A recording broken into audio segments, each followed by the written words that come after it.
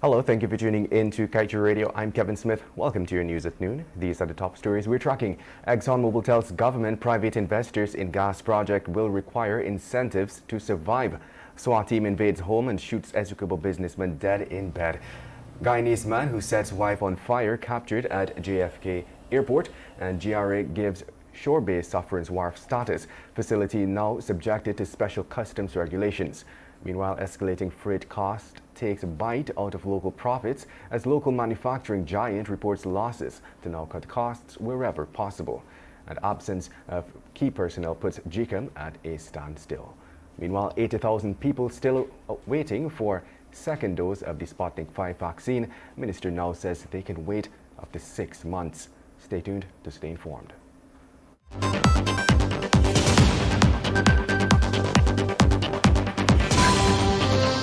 Hello, hi. Let me show you something lit.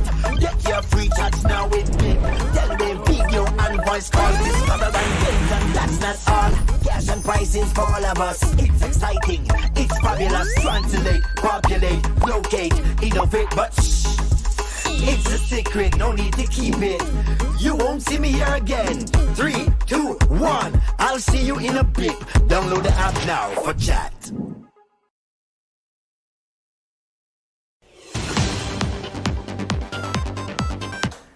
And now for the news in detail.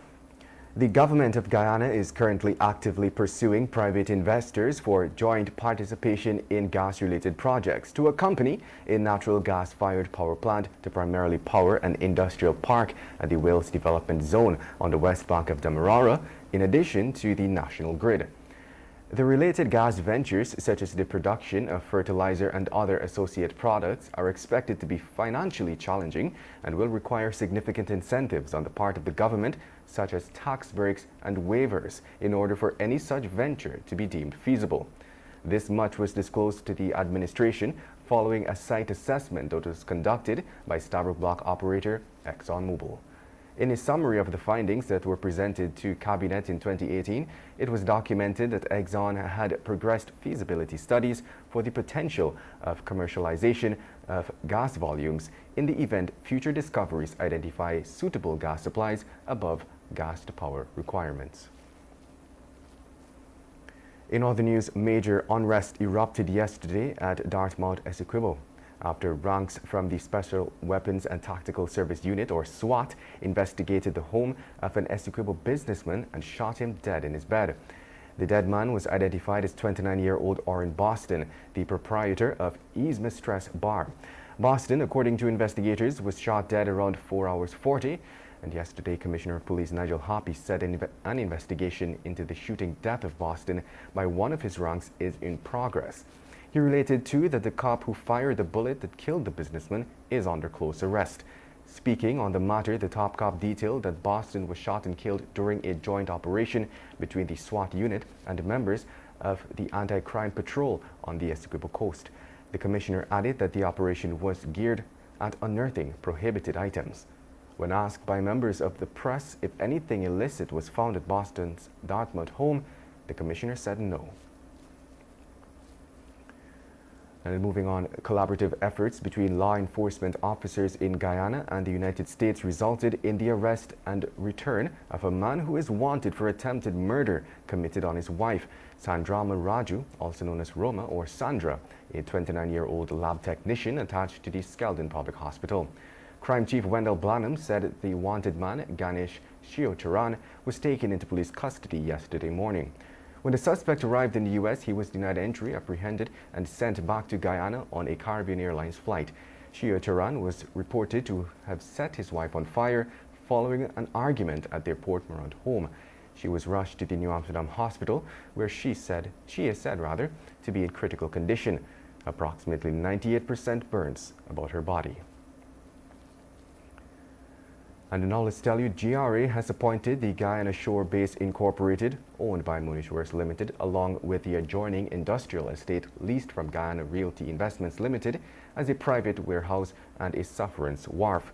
This is according to GRA in a public notice published yesterday, which indicated that the appointment was done pursuant to the Customs Act. A sufferance wharf is a place other than an approved place of loading and offloading by GRA, where a senior customs officer may by discretion and under certain conditions allow the loading and offloading of goods. The shore base is ExxonMobil Guyana's lone Tier 1 contractor in the country and currently is the only facility providing onshore support for oil and gas operator companies in Guyana. You're listening to Kaieteur Radio 99.1 and of course 99.5 FM. This is your news at noon. We will return after the break. Guyana is now a full-fledged oil-producing nation. But how much do you know about this valuable yet finite resource? On our radio program, Guyana's Oil and You, we strike at the heart of every issue with informed views and credible data. The time is now for you to arm yourself with insightful knowledge on your oil wealth.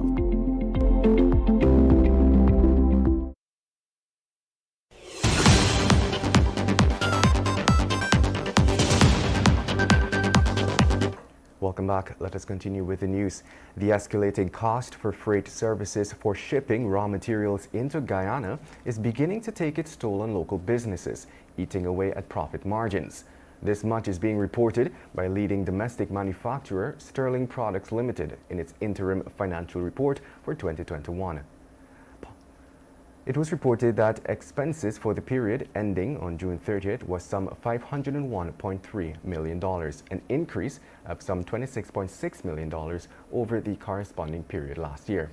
The chairman noted that while there was an 8.4% increase in turnover, amounting to some $143.7 million more than the corresponding period last year, profit before tax was recorded at $81.4 million. The report by Sterling comes even as the administration earlier this year put measures in place amid at cushioning the effects of the increased cost of shipping items into Guyana. Meanwhile, staff deficiency at GCOM has essentially brought the work at the Commission to a standstill.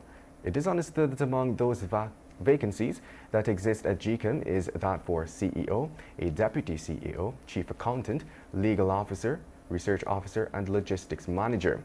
When contacted yesterday, PPPC appointed GCOM Commissioner Bibi Shadiq explained that the absence of such key personnel can see the operations of the Elections Commission grinding to a halt. She explained that the Commission has been in discussion over the issue of filling the vacancies, but the officer responsible for providing the information has been slow in responding to the requests of the commissioners. In the interim, Shadiq emphasized that the lack of key managerial staffers, such as the chief accountant, can put GCOM in an embarrassing position. Added to this, Shadiq noted that the Commission's plans to host local government elections later this year may not materialize. And now let's tell you, a total of 80,000 people are currently on the Ministry of Health's waiting list for the second dose of the Sputnik V vaccine. So said Minister of Health Dr. Frank Anthony, who revealed for the first time yesterday that persons awaiting their second dose of the Russian-made vaccine can wait up to 180 days or 6 months for the vaccine to be administered. He related that there is a worldwide shortage of the vaccine and went on to note that in spite of the delays in getting the second dose, persons should not be afraid to take the first dose of the Sputnik vaccine or any other vaccine to protect themselves against the deadly COVID-19.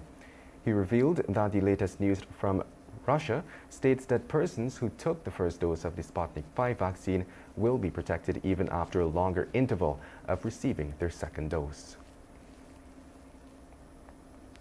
Now for your COVID-19 update, followed by the page 7 of the Kaieteur News that is, of course, dedicated to being blunt. Yesterday, the Ministry of Health reported that there were 9 more COVID-19 related fatalities.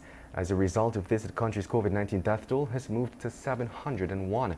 According to the ministry, the latest fatalities are that of 6 unvaccinated persons, 2 partially vaccinated persons, and 1 fully vaccinated person.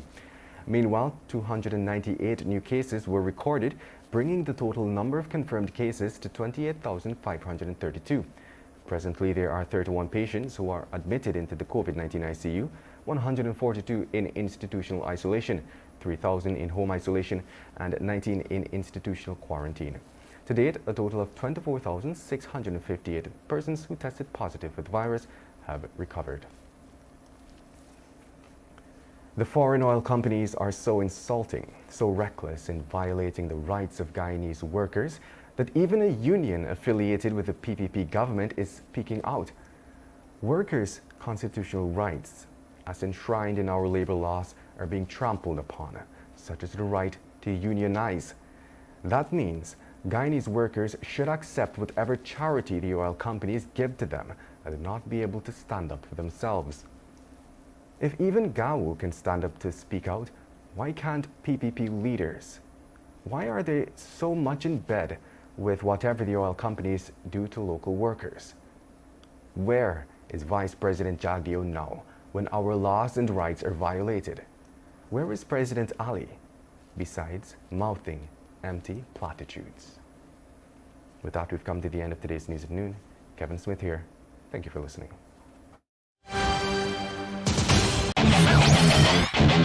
Want value for your advertising dollar? Then place your ads on Kaieteur Radio's newscasts. Streamed live on 6 different mediums, reaching hundreds of thousands.